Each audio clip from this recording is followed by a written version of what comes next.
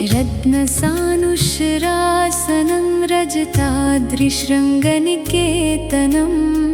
शिञ्जिनीकृतपन्नगेश्वरमच्युतानलसायकं क्षिप्रदग्धपुरत्रयं त्रिदशालयैरभिवन्दितं चन्द्रशेखरमाश्रये मम किं करिष्यति वै यमः। पञ्चपादपपुष्पगन्धिपदाम्बुजद्वयशोभितं भाललोचनजातपावकदग्धमन्मथविग्रहं भस्मदिग्धकलेवरं भवनाशिनं भवमव्ययं चन्द्रशेखरमाश्रये मम किं करिष्यति वै यमः।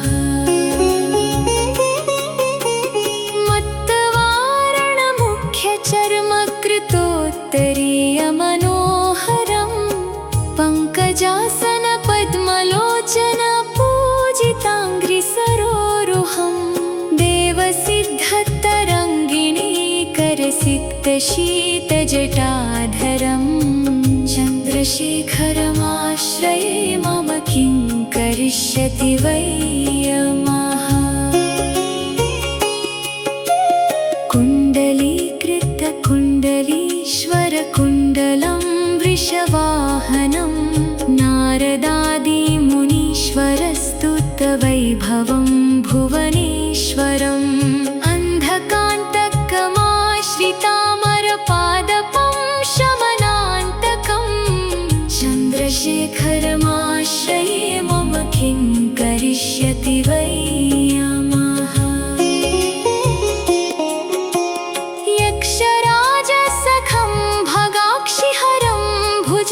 भुजङ्गविभूषणं शैलराजसुतापरिष्कृतचारुवामकलेवरं कश्वेडनीलगलं परश्वधधारिणं मृगधारिणं चन्द्रशेखरमाश्रये मम किं करिष्यति वै यमः। भेषजं भवरोगिणामखिलापदामपहारिणं दक्षयज्ञविनाशिनं त्रिगुणात्मकं त्रिविलोचनं भुक्तिमुक्तिफलप्रदं निखिलाघसङ्घनिबर्हणं चन्द्रशेखरमाश्रये मम किं करिष्यति वै यमः। भक्तवत्सलमर्चतानिधिमक्षयं हरिदम्बरं सर्वभूतपतिं परात्परमप्रमेयमनूपमं भूमिवारिण भोहुताशन सोमपालितस्वाकृतिं चन्द्रशेखरमाश्रये मम किं करिष्यति वै यमः। विश्वसृष्टिविधायिनं पुनरेव पालनतत्परं संहरन्तमथ प्रपञ्चमशेषलोकनिवासिनं क्रीडयन्तं हर्निशं गणनाथयूथसमावृतं चन्द्रशेखरमाश्रये मम किं करिष्यति वै यमः। रुद्रं पशुपतिं स्थाणुं नीलकण्ठमुमापतिं नमामि शिरसा देवं किं नो मृत्युः करिष्यति। कालकण्ठं कलामूर्तिं कालाग्निं कालनाशनं नमामि शिरसा देवं किं नो मृत्युः करिष्यति। नीलकण्ठं विरूपाक्षो निर्मलनिरूपद्रवं नमामि शिरसा देवं किं नो मृत्युः करिष्यति। वामदेवं महादेवं लोकनाथं जगद्गुरुं नमामि शिरसा देवं किं नो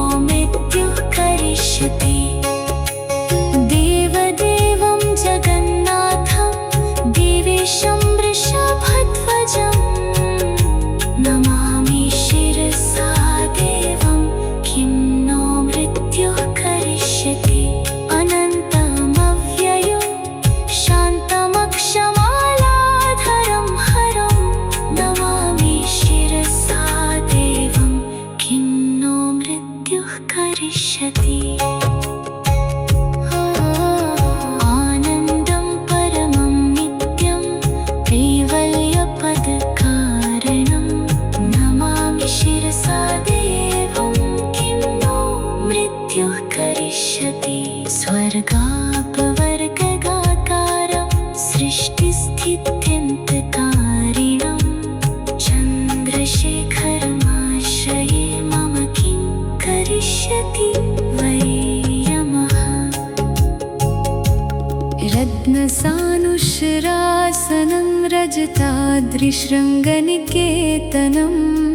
शिञ्जिनीकृतपन्नगेश्वरमच्युतानलसायकम्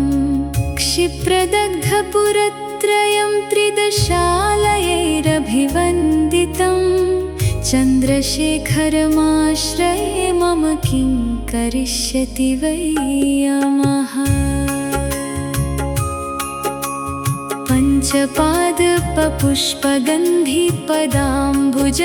पञ्चपादपपुष्पगन्धिपदाम्बुजद्वयशोभितं भाललोचनजातपावकदग्धमन्मथ विग्रहं भस्मदिग्धकलेवरं भवनाशिनं भवमव्ययं चन्द्रशेखरमाश्रये मम किं करिष्यति वै यमः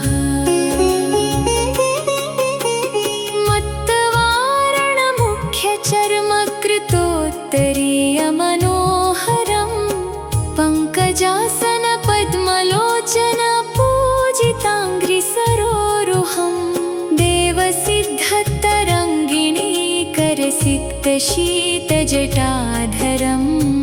चन्द्रशेखरमाश्रये मम किं करिष्यति वै यमः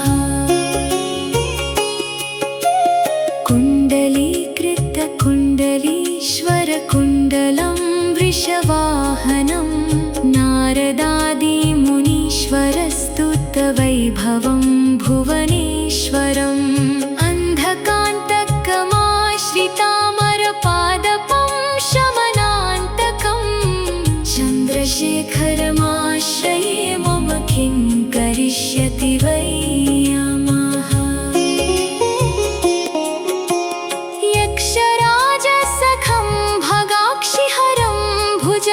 भुजङ्गविभूषणं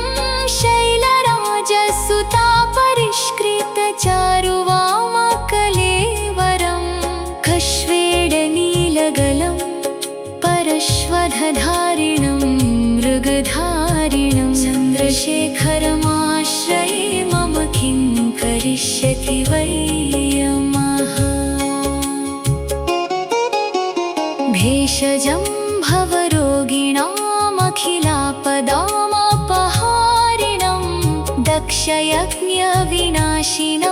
त्रिगुणात्मकं त्रिविलोचनं भुक्तिमुक्तिफलप्रदं निखिलाघसङ्घनिबर्हणं चन्द्रशेखरमाश्रये मम किं करिष्यति वै यमः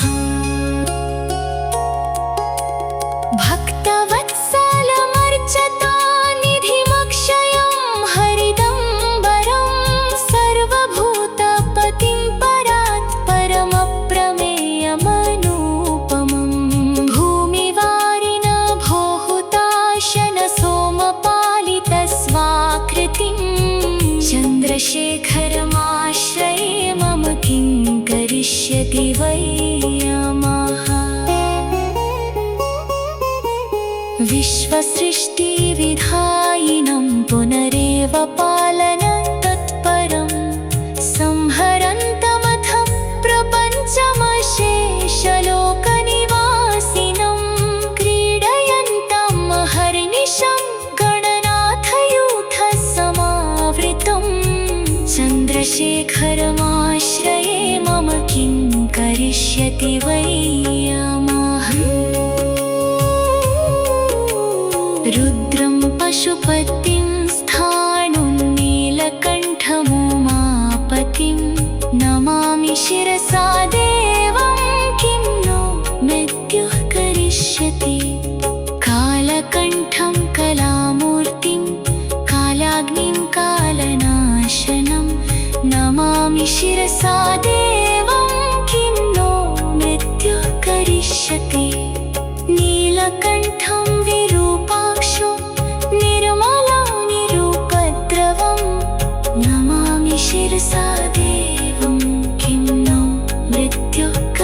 करिष्यति वामदेवं महादेवं लोकनाथं जगद्गुरुं नमामि शिरसा देवं किं नो मृत्युः करिष्यति देवदेवं जगन्नाथं देवेशं वृषभध्वजं नमामि शिरसा देवं किं नो मृत्युः करिष्यति अनन्तमव्ययं शान्तमक्षमालाधरं हरं नमामि शिरसा देवं किं नो मृत्युः करिष्यति आनन्दं परमं नित्यं कैवल्यपदकारणं नमामि शिरसा देवं किं नो मृत्युः करिष्यति स्वर्गापवर्गगाकारं सृष्टिस्थित्यन्तकारिणं चन्द्रशेखरमाश्रये मम किं करिष्यति वै यमः रत्नसानुशरासनं रजताद्रिशृङ्गनिकेतनं शिञ्जिनीकृतपन्नगेश्वरमच्युतानलसायकं क्षिप्रदग्धपुरत्रयं त्रिदशालयैरभिवन्दितं चन्द्रशेखरमाश्रये मम किं करिष्यति वै यमः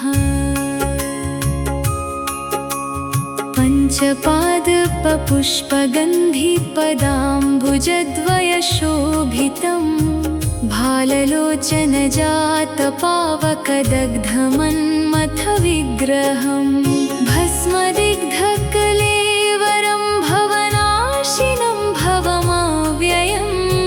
चन्द्रशेखरमाश्रये मम किं करिष्यति वै यमः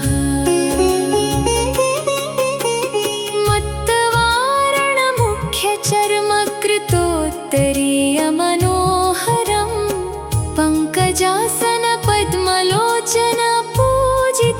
पङ्कजासनपद्मलोचनपूजिताङ्घ्रिसरोरुहं देवसिद्धतरङ्गिणीकरसिक्तशीतजटाधरं चन्द्रशेखरमाश्रये मम किं करिष्यति वै यमः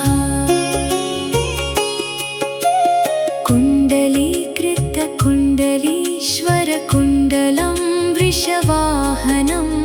नारदादिमुनीश्वरस्तुतवैभवं भुवनेश्वरम् अन्धकान्तकमाश्रितामरपादपं शमनान्तकं चन्द्रशेखरमाश्रये मम किं करिष्यति वै यमः यक्षराजसखं भगाक्षिहरं भुजङ्गविभूषणं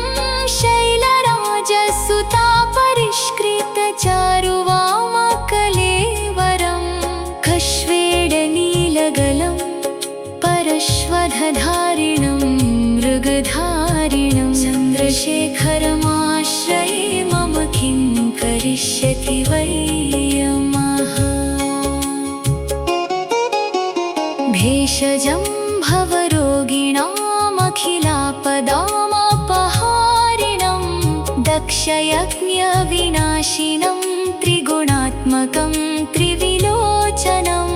भुक्तिमुक्तिफलप्रदं निखिलाघसङ्घनिबर्हणं चन्द्रशेखरमाश्रये मम किं करिष्यति वै यमः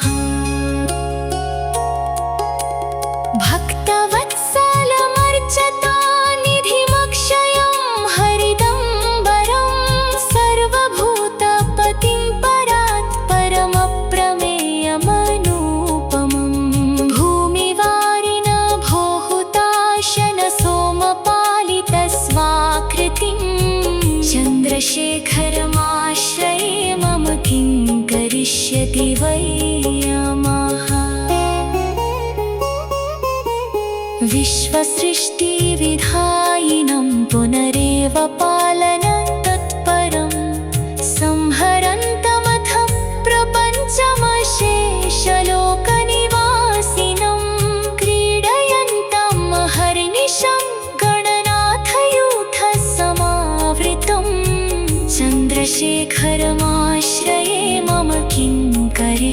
करिष्यति वै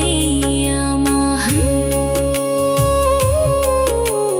रुद्रं पशुपतिं स्थाणुं नीलकण्ठमुमापतिं